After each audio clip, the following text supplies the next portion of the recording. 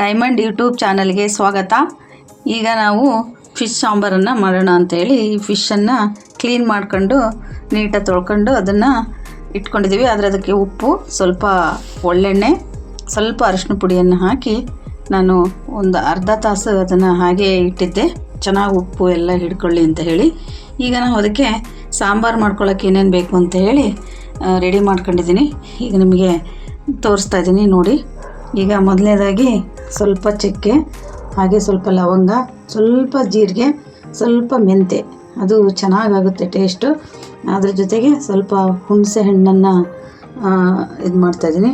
ಹಾಗೆಯೇ ಮತ್ತು ಬೆಳ್ಳುಳ್ಳಿ, ಮತ್ತು ಸ್ವಲ್ಪ ಈರುಳ್ಳಿ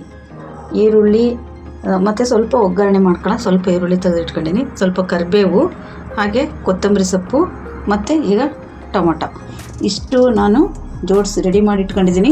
ಈಗ ಸ್ವಲ್ಪ ನಾವು ಹುರ್ಕೊಳ್ಳೋಣ. ಯಾವುದನ್ನು ಸ್ವಲ್ಪ ಮೆಂತೆ ಮತ್ತು ಜೀರಿಗೆ. ಈಗ ಸ್ಟವನ್ನು ಆನ್ ಮಾಡ್ತಾಯಿದ್ದೀನಿ. ಈಗ ನಾನು ಸ್ವಲ್ಪ ಇದಕ್ಕೆ ಮೆಂತೆ ಮತ್ತು ಲವಂಗ, ಚಕ್ಕೆ ಎಲ್ಲ ಹಾಕತ್ತಾ ಇದ್ದೀನಿ. ಸ್ವಲ್ಪ ಹಾಕೋಬೇಕು, ಭಾಳ ಹಾಕಿದರೆ ಚೆನ್ನಾಗಾಗಲ್ಲ. ಸ್ವಲ್ಪ ಹಾಕಿ ಸ್ವಲ್ಪ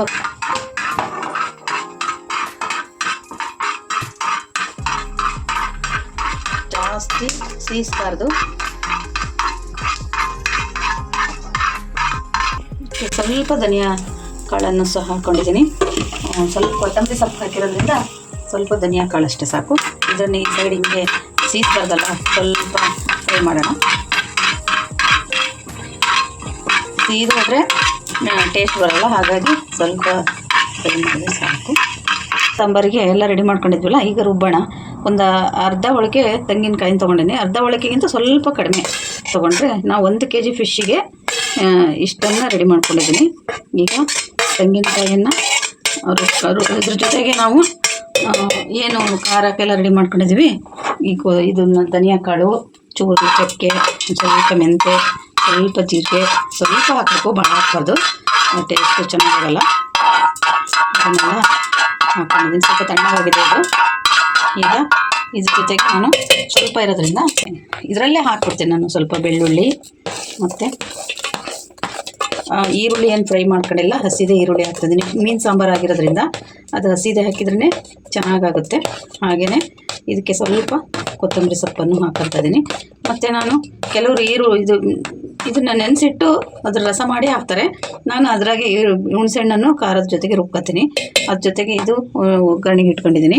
ಮತ್ತು ಇದಕ್ಕೆ ನಾನು 1, 2 ರಿಂದ 3 ಸ್ಪೂನು ಖಾರ ಪುಡಿಯನ್ನು ಆ್ಯಡ್ ಮಾಡ್ತಾಯಿದ್ದೀನಿ. ಇದರಲ್ಲೇ ಖಾರ ಪುಡಿನ ಹಾಕೊಂಡ್ಬಿಡ್ತೀನಿ. ಚೆನ್ನಾಗಾಗುತ್ತೆ ರುಬ್ಬಿದರೆ, ಎಲ್ಲ ರುಬ್ಕೊಂಡ್ರೆ. ಹಾಗಾಗಿ 1, 2 ರಿಂದ 2, ನಿಮ್ಮ ಖಾರ ಎಷ್ಟು ಬೇಕು ಅಷ್ಟು 2 ರಿಂದ 3 ಚಮಚ ಖಾರ ಪುಡಿ ಹಾಕಿದರೆ ಸಾಕು, ಚೆನ್ನಾಗಾಗುತ್ತೆ.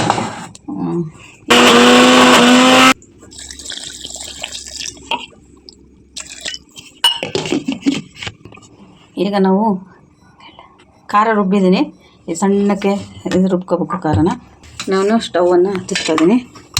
ಒಂದು ಪಾತ್ರೆಯನ್ನು ಇಟ್ಟಿದ್ದೀನಿ. ಇದಕ್ಕೆ ನಾವು ಈಗ ಒಂದು ಸ್ವಲ್ಪ ಎಣ್ಣೆಯನ್ನು ಹಾಕಬೇಕು. ನಾನು ಗೋಲ್ಡ್ ವಿನ್ನರ್ ಎಣ್ಣೆನೇ ಬಳಸ್ತಿದ್ದೀನಿ. ಇದಕ್ಕೆ ನಾನು ಎಣ್ಣೆಯನ್ನು ನಮ್ಗೆ ಎಷ್ಟು ಬೇಕಷ್ಟು ಹಾಕೋಬೇಕು. ಈಗ ನಾನು ಇದರಿಂದ 1 ಸ್ಪೂನು ಎಣ್ಣೆ, ಸಾಂಬಾರು ಸ್ಪೂನಿಂದ ಒಂದು ಅರ್ಧ ಸ್ಪೂನು ಹಾಕಿದರೆ ಸಾಕು.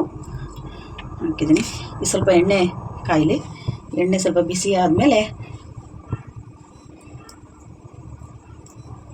ಸ್ವಲ್ಪ ಎಣ್ಣೆ ಬಿಸಿ ಆಗಲಿ ನೋಡೋಣ. ಬಿಸಿ ಟೆಸ್ಟ್ ಮಾಡೋಕ್ಕೆ ಒಂಚೂರು ಹಾಕಿ.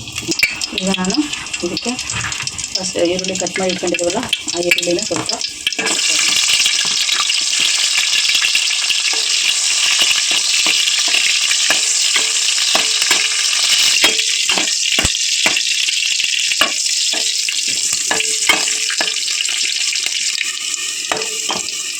ನೋಡಿ ಇಷ್ಟು ಫ್ರೈ ಆಗಿದೆ. ಈಗ ಇದಕ್ಕೆ ನಾವು ಸ್ವಲ್ಪ ಕರಿಬೇವು ಹಾಕೋಣ. ಸ್ವಲ್ಪ ಸಾಕು, ಭಾಳ ಹಾಕೋದು ಬೇಡ. ಹಾಕಿ ನಂತರದಲ್ಲಿ ಒಂದು ಟೊಮೊಟೊ ಕಟ್ ಮಾಡಿ ಅದನ್ನು ಹಾಕ್ತೀನಿ.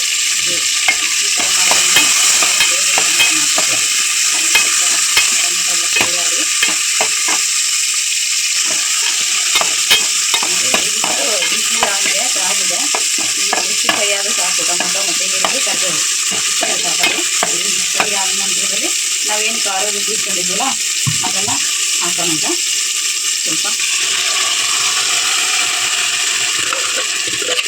ಸ್ವಲ್ಪ ಹಸಿ ಈರುಳ್ಳಿ ಎಲ್ಲ ಹಾಕಿರೋದ್ರಿಂದ ಸ್ವಲ್ಪ ಹಸಿ ವಾಸನೆ ಹೋಗೋದಂತ ಸ್ವಲ್ಪ ಫ್ರೈ ಮಾಡೋಣ. ಅದ್ರ ಜೊತೆಗೆ ಒಂದು ಸ್ವಲ್ಪ ನಾವು ಕಾಳು ಮೆಣಸಿನ ಪುಡಿ ಆ್ಯಡ್ ಮಾಡ್ತಾಯಿದ್ದೀನಿ. ಹಾಗೆ ಮತ್ತು ಸ್ವಲ್ಪ ಅರಿಶಿನ ಪುಡಿನೂ ಹಾಕ್ತಿದ್ದೀನಿ. ಸ್ವಲ್ಪ ಹಾಕ್ಬೇಕು, ಅದಕ್ಕೂ ಹಾಕಿರ್ತೀವಲ್ಲ. ಫಿಶ್ಶಿಗೂ ಸ್ವಲ್ಪ ಹಾಕಿದ್ದೀನಿ ನಾನು. ಸ್ವಲ್ಪ ಹಾಕ್ಬೇಕು, ಅದಕ್ಕೂ ಹಾಕಿರ್ತೀವಲ್ಲ. ಫಿಶ್ಶಿಗೂ ಸ್ವಲ್ಪ ಹಾಕಿದ್ದೀನಿ ನಾನು, ಹಾಗಾಗಿ ಇದಕ್ಕೂ ಹಾಕಿದ್ದೀನಿ. ಸ್ವಲ್ಪ ಫ್ರೈ ಆದಮೇಲೆ ನಮ್ಗೆ ಎಷ್ಟು ನೀರು ಬೇಕೋ ಅಷ್ಟೊಂದು ನೀರು ಹಾಕಿ ಅಂದರೆ ಮತ್ತು ಉಪ್ಪು ನಾವು ಫಿಶ್ಶಿಗೆ ಹಾಕಿಟ್ಟಿದ್ದೀವಿ. ಮೀನಿಗೆ ಉಪ್ಪು ಹಾಕಿರೋದ್ರಿಂದ ನಾವು ಇದು ಸಾಂಬಾರಿಗೆ ಏನು ಉಪ್ಪು ಹಾಕೋದು ಬೇಡ. ಚೆನ್ನಾಗಿ ಇದು ಕಾಯಬೇಕು, ಕುದಿಬೇಕು. ಕುದ್ದ ನಂತರದಲ್ಲಿ ನಾವು ಇದನ್ನು ಮೀನು ಹಾಕೋಣ. ಇದು ಸ್ವಲ್ಪ ಬಿಸಿ ಕುದಿಲಿ. ಇದು ಈಗ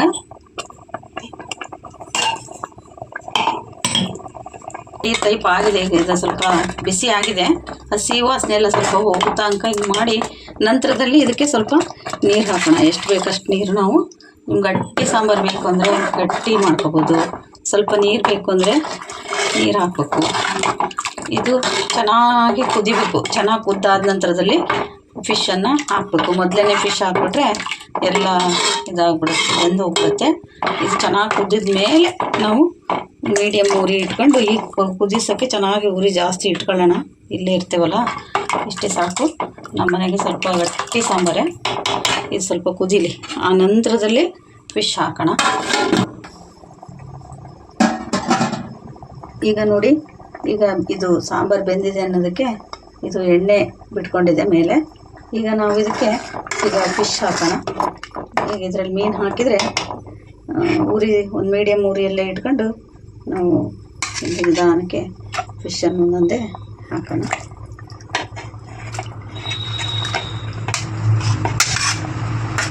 ಇದು ಸ್ವಲ್ಪ ಅಗ್ಲ ಪಾತ್ರೆಗೆ ಮಾಡಿದರೆ ಚೆನ್ನಾಗೆ. ಫಿಶ್ ತಿನ್ನೋದ್ರಿಂದ ತಲೆ ಕೂದಲಿಗೆ, ಕಣ್ಣಿಗೆ, ಸ್ಕಿನ್ನಿಗೆ ಎಲ್ಲದಕ್ಕೂ ತುಂಬ ಒಳ್ಳೆಯದು. ಹಾಗಾಗಿ ಫಿಶನ್ನು ಎಲ್ಲರೂ ಇಷ್ಟಪಟ್ಟು ಸಾಮಾನ್ಯವಾಗಿ ತಿಂತಾರೆ. ನೋಡಿ, ಫಿಶ್ ಸಾಂಬಾರು ಚೆನ್ನಾಗಿ ಕುದೀತಾ ಇದೆ. ಒಂದು ಮೀಡಿಯಮ್ ಉರಿ ಇಟ್ಟಿದ್ದೀನಿ. ತುಂಬ ಹೈ ಇಲ್ಲ, ತುಂಬ ಲೋನು ಇಲ್ಲ.